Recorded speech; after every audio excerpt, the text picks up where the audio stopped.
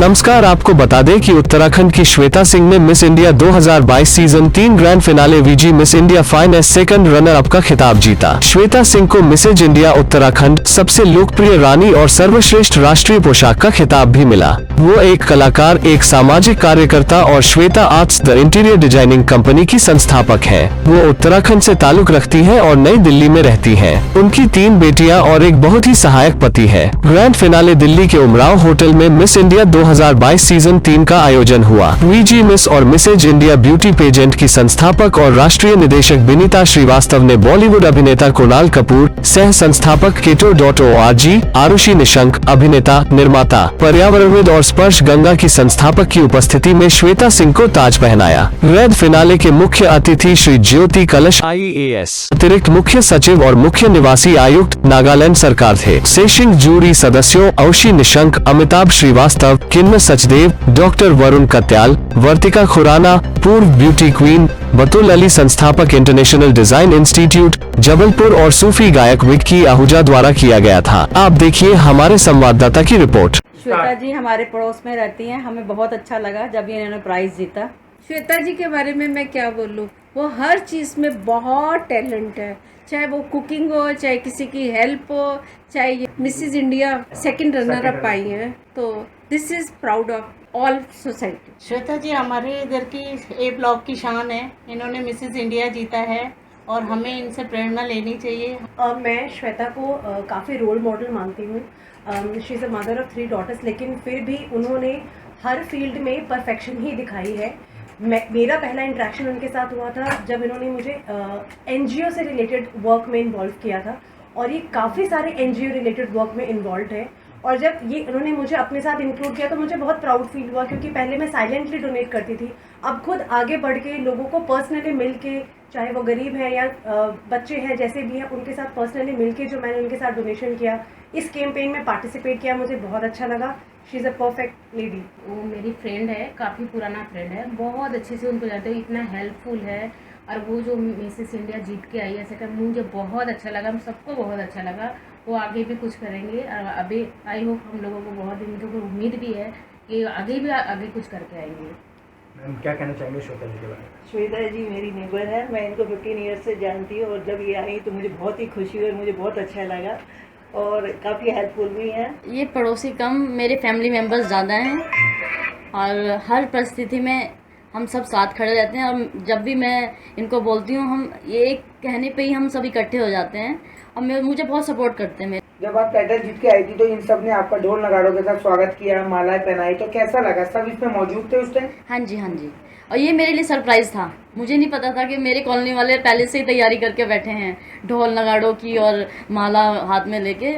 मैं शॉकिंग थी उस टाइम पे, तो मेरे लिए सरप्राइज से कम नहीं था। कौन सा अवार्ड मिला आपको और क्यों मिला, किस चीज़ के लिए बता दें? हाँ जी, मैं Mrs India second runner up रही हूँ और स्टेट वाइज मुझे मिसेस उत्तराखंड का भी टाइटल दिया गया, क्योंकि मेरा बर्थ प्लेस उत्तराखंड है, अपना कल्चरल को प्राउड फील कराने की। दिल्ली के लिए ऑलरेडी कोई होगा ना। मैम जब आप रैंप पे थी तो कैसा लग रहा था? कौन सा कंपटीटर आपको लग रहा था कि आप पे भारी पड़ने वाला है? वहाँ पे सभी कॉम्पिटिटर्स थे, ऐसा किसी को कोई फीलिंग नहीं थी, और क्योंकि सभी नए थे, सबने अपना बेस्ट दिया। हर कामयाब आदमी के पीछे एक औरत का हाथ होता है, लेकिन इस श्वेता सिंह के पीछे किसका हाथ था? ऑब्वियसली मेरे हस्बैंड ने सपोर्ट किया, इसलिए मैं गई, क्योंकि बिना हस्बैंड के सपोर्ट के कोई महिला आगे नहीं बढ़ सकती है। श्वेता जी कब से आपको ये शौक चढ़ा कि मैं जाके मॉडलिंग का जो है कैरियर आजमाऊंगी?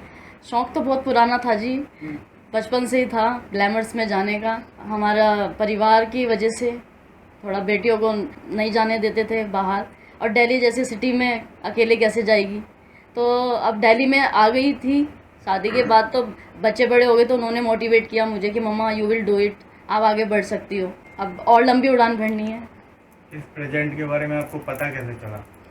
पेजेंट्स के बारे में मुझे सोशल मीडिया के थ्रू पता चला। ये इच्छा कहाँ से शुरू हुई? कब से आपको लगा कि आप जो है रैंप पे चलना चाहिए, आपको ब्यूटी कंपटीशन में हिस्सा लेना चाहिए? और मेरी भी बचपन से एक इच्छा रही थी कि मैं ग्लैमर्स की दुनिया में आगे बढ़ूं, और ये एक मेरा पैशन भी था आगे बढ़ने का। लेकिन आफ्टर मैरिज देखो सभी की लाइफ में जिम्मेदारियां बढ़ जाती हैं, मैं अपनी बात नहीं करूंगी, और उन जिम्मेदारियों की वजह से जो औरतों की मन की इच्छाएं होती हैं वो दब जाती हैं और वो आगे नहीं बढ़ पाती हैं इस वजह से। अब मेरे बच्चे बड़े हो गए हैं, उन्होंने मुझे मोटिवेट किया इसके लिए कि मम्मा अब आप आगे आओ और जो आपका पैशन था उसको आप आगे बढ़ाओ, और मैंने वो किया और करके दिखाया और मैं Mrs India second runner up बन के आई हूँ।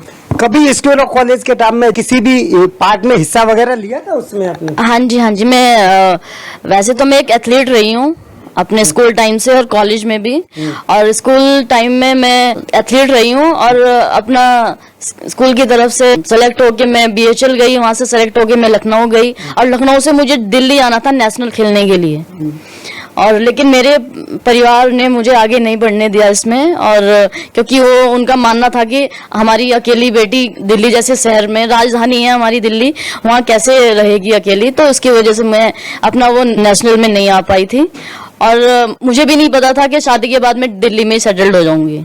इसे लक मान लीजिए या किस्मत, जिसकी वजह से आज मैंने ये सपना भी अपना पूरा किया। कहीं ना कहीं पेरेंट्स को डर रहता है लड़की होने के कारण कि कुछ अनहोनी ना घट जाए हमारे बच्चे के साथ, तो इस डर की वजह से वो बच्चों को आगे नहीं भेज पाते।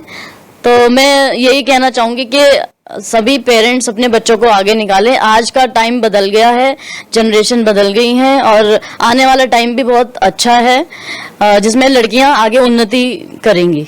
कोई ऐसा पीरियड रहा, कोई ऐसा समय रहा जब आपको लगा हो कि किसी भी जिम्मेदारी की वजह से आप अपने आप को निखार नहीं पा रही हैं, आप अगर ये जिम्मेदारी नहीं होती या कम जिम्मेदारी होती तो मैं आप इस फील्ड में और आगे जा सकती थी, आपको लगा कभी ऐसा कुछ? हाँ जी, कहीं ना कहीं तो लगा था, लेकिन मुझे पता चलने के बावजूद भी मैंने उसको अबॉर्ट नहीं कराया। मैंने जन्म दिया और मैंने फिर तय किया कि मैं अपनी बेटियों को आगे लाऊंगी, जो मैंने नहीं किया वो मेरी बेटियां करके दिखाएंगी।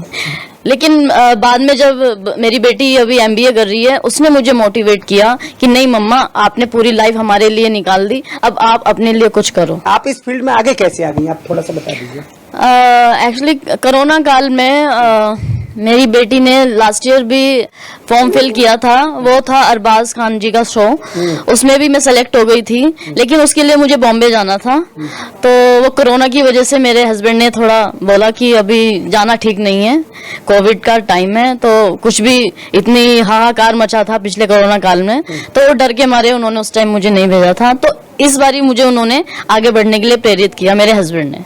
आपके हस्बैंड ने और बच्चों ने आपको सपोर्ट किया और आप जो ये अवार्ड जीत के लाए, जब आपको अवार्ड मिला तो आपको ये लग रहा था कि जब आप रैंप पे चल रही थी कि आपको अवार्ड मिलेगा या नहीं मिलेगा, कैसा महसूस हो रहा था उसमें? मुझे पूरी उम्मीद थी और मैंने अपना बेस्ट दिया और मुझे पूरा कॉन्फिडेंस था अपने ऊपर, क्योंकि कहते हैं कि अगर अपने खुद पे विश्वास हो तो आदमी अपनी सफलता बहुत जल्दी हासिल कर लेता है और उसे सक्सेस जरूर मिलती है। तो इस सफलता का श्रेय किसको देंगी आप?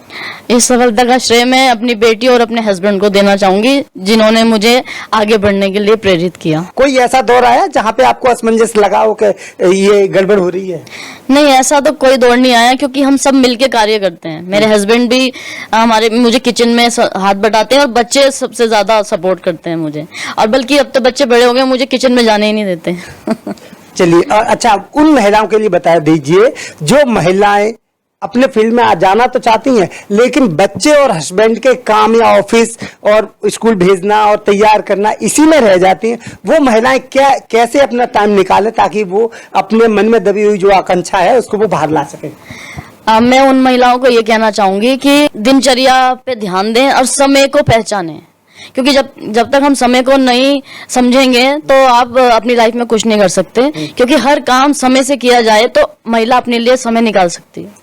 अच्छा, अब श्वेता सिंह और आगे कहाँ तक जाने का सोचा है श्वेता सिंह ने? हाँ जी, मैं अब और आगे ट्राई करूंगी और मिसेस यूनिवर्स के लिए भी मैं आगे बढ़ूंगी और वहां भी अपना क्राउन जीत के लाऊंगी अपने देश के लिए। ये थी हमारे साथ श्वेता सिंह जी, जिन्होंने अपनी लाइफ की जर्नी स्टार्टिंग से लेकर लास्ट तक बताई।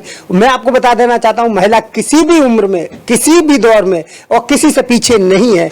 उम्र कोई भी हो, अगर आपके मन में हौसला है, आपके मन में दबी हुई आकांक्षा को बाहर निकालने की इच्छा है और आपकी खुद की इच्छा शक्ति है, तो आप कभी भी किसी उम्र किसी को रोक नहीं सकती, किसी को कोई काम करने से अगर आप करना चाहती हैं तो घर से बाहर निकलिए और आप अपने फील्ड में हाथ आजमाइए, तो निश्चित ही श्वेता सिंह की तरह आप भी जो है कोई ना कोई अवार्ड जीत के जरूर आएंगे। और जब तक मिलती है अगली जानकारी, तब तक बने रहिए हमारे साथ और देखते रहिए NCR करंट न्यूज। हमारी हर वीडियो सबसे पहले देखने के लिए चैनल को सब्सक्राइब करके दबाएं बेल आइकॉन।